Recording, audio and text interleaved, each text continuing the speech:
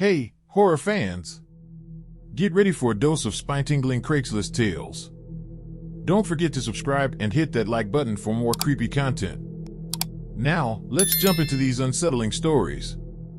Enjoy the scares!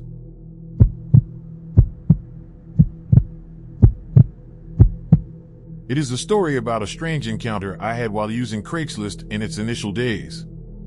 I used to live in a tiny apartment and wanted to upgrade my TV situation. Going through Craigslist, I found this post about a TV that seemed to fit the bill.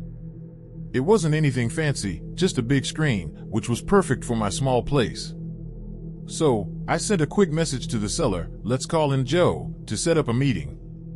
The next day, I got a response from Joe, and he was way too enthusiastic about the whole thing. He suggested meeting up at his place around 7 p.m. Now, that's not unusual, but the weird part was he sent me an address and went ghost mode after that. I kept on messaging, but he didn't reply. After a day he messaged, and now gave me another address.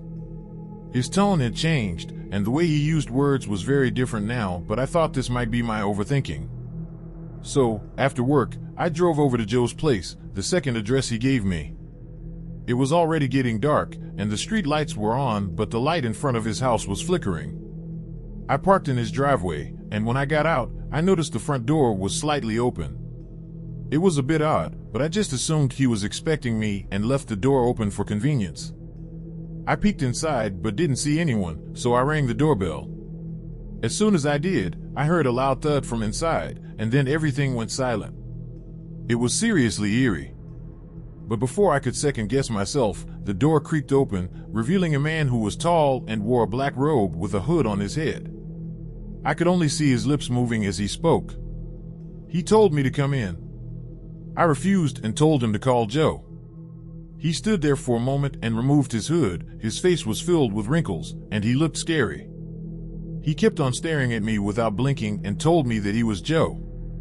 I intended to pick the TV up and leave as soon as I could. I mumbled something about the TV. He stepped aside, letting me in.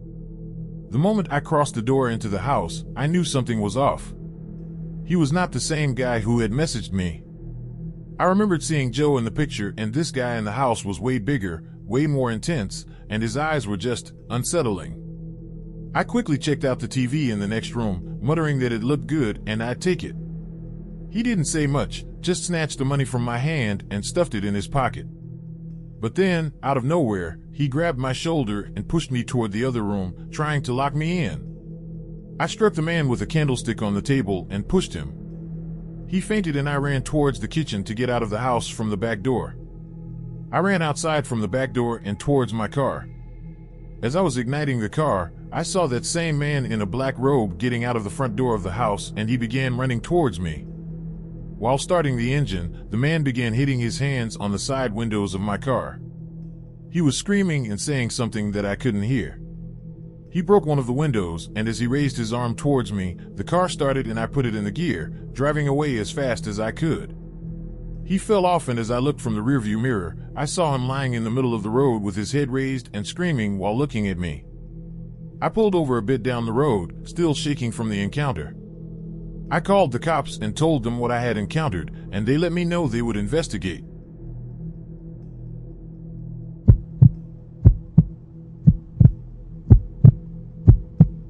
I had heard warnings before about using Craigslist, like people getting scammed, robbed, or in worst cases people getting killed.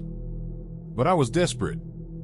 I needed a new apartment ASAP, and my budget was tight, so I took a chance and started browsing the housing section on Craigslist. I came across a listing for a small apartment in an old building downtown. The rent was cheap, and the location was perfect for my job. I emailed the owner, and he responded quickly. We discussed the time to meet up in the same building. He told me that he would meet me in the same apartment that he posted an ad for. A couple of days later, I drove over there. When I arrived at the apartment building, I couldn't help but feel a bit let down. The old brick facade was crumbling, and the windows were old and dirty, with one of them even boarded up. I climbed the stairs up to the second floor and knocked on the door of that apartment. The man opened the door, and I was surprised by how friendly he was. He showed me around the apartment, which was small but still nice. It was in good condition, and I could tell that he put a lot of work into it. He told me he was renovating the whole building and that the construction noise would only be temporary. We talked some more and discussed the price, and I ended up taking the deal.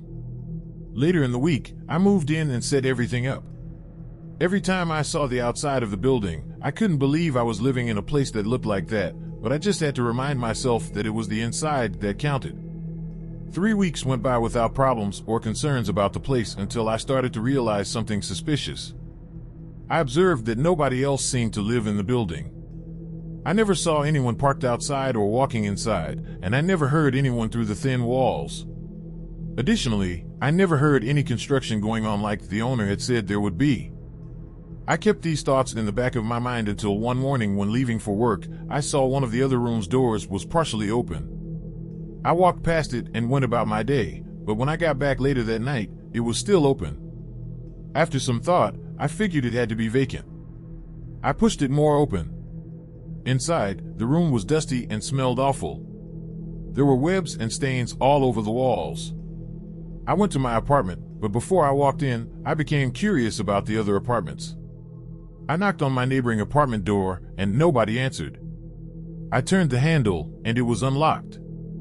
I pushed open the door, and the room was the same as the other one, looking to have been abandoned for years. But the apartment next to mine didn't seem to be abandoned. Or at least I could see that the lights were turned on from under the door in that apartment.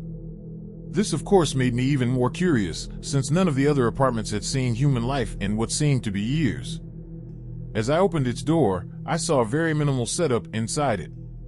The room was all clean and only had a couch, a chair, and a small table. I kept looking around the room and noticed that the wall that was facing up against my apartment had small holes in it. It was as if someone was spying on me from that room. As I stood there, I heard footsteps outside and they began to get closer, and as I heard that the apartment door opened, I quickly closed the door of the room in which I was standing. I held my ear on the door and heard, whoever it was, he was getting closer. I don't know what he was doing, but I stood there and listened through the door for around 30 minutes until I heard something. He twisted the doorknob to the room I was standing in, but I had it locked from the inside. I was so scared that I thought of calling the police, but since I wasn't in my own apartment, I had technically broken into another home. I then decided to call the owner. As I called his phone number, I heard his phone ringing just outside the door. Just moments after that ring, I heard his footsteps going away and eventually fading. After standing there for 5 minutes, to make sure I was alone, I walked out of the apartment and entered my own. As I got inside my apartment, the owner was just standing there. I remember confronting him and asking what was going on. He didn't respond. I asked him about the apartment next door. As I mentioned it, he didn't really know what to say. He refused to know anything about it. Then I pointed towards the holes in the wall and asked what it was about.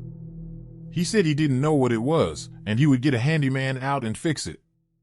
After he left, I started packing up everything, and the next day I left and never looked back. I never saw that man again, and I never went back to Craigslist for anything.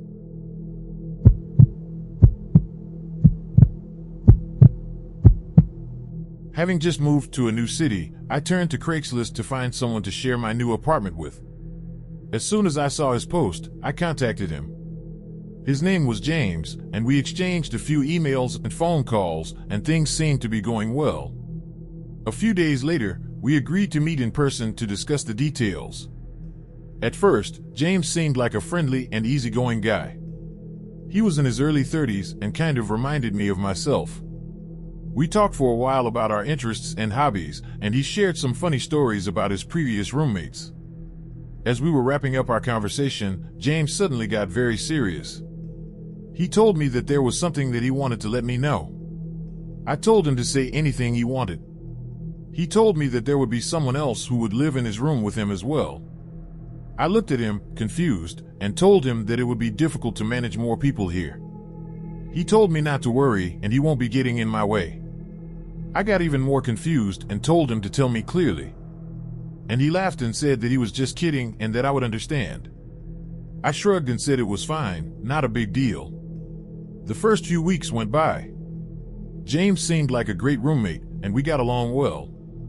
But then I started noticing strange things around the apartment in the morning. Food would be missing from the fridge, and things would be moved around. One night, I was awakened by a strange noise coming from James's room. It sounded like he was talking to himself, but then I realized it was something else, like a low growling sound.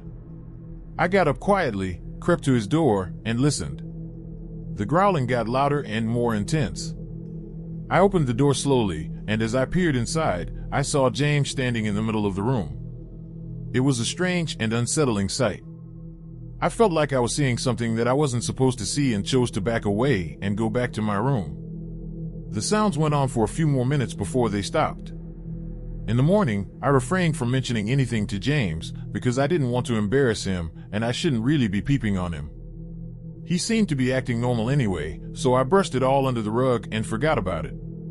Another few days went by, and I found myself waking up occasionally to footsteps in the hallways or doors opening and closing, and sometimes even James making that same growling type noise.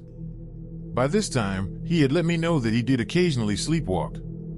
So, knowing this, it didn't frighten me, but I still had trouble falling asleep unless I heard him go back to bed. One night, though, I woke up to James's bedroom door closing. Usually, he closes the door softly, but this he slammed it shut. My eyes shot open, and I stared at my door as his footsteps slowly crept over and stopped. I could see his shadow underneath the crack in the door. Then the doorknob slowly turned, and he opened the door softly. James's figure stood in the darkness between the doorway. I was frozen, staring at the creepy roommate. I knew it was him sleepwalking, but it was still a creepy sight. Then he began making those same growling noises. After a moment, he stopped. A second later, his eyes shot open, and suddenly he lunged towards me. But in seconds, he had me pinned down. His eyes were blank and expressionless. He told me to stay still in a monotone voice as if he was still asleep. He held me tightly.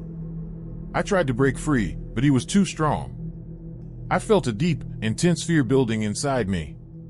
And then, just like that, it was over. James released me and slumped off the bed, then walked back to his room, closing his door softly behind him. I quickly got up and locked my bedroom door, then stayed up for the rest of the night. In the morning, I left for work early before James even got up. I dreaded the thought of seeing him at home after work because I knew it would make things awkward. I stayed at my mom's house for the night before I sort of gathered the courage to talk to James about it.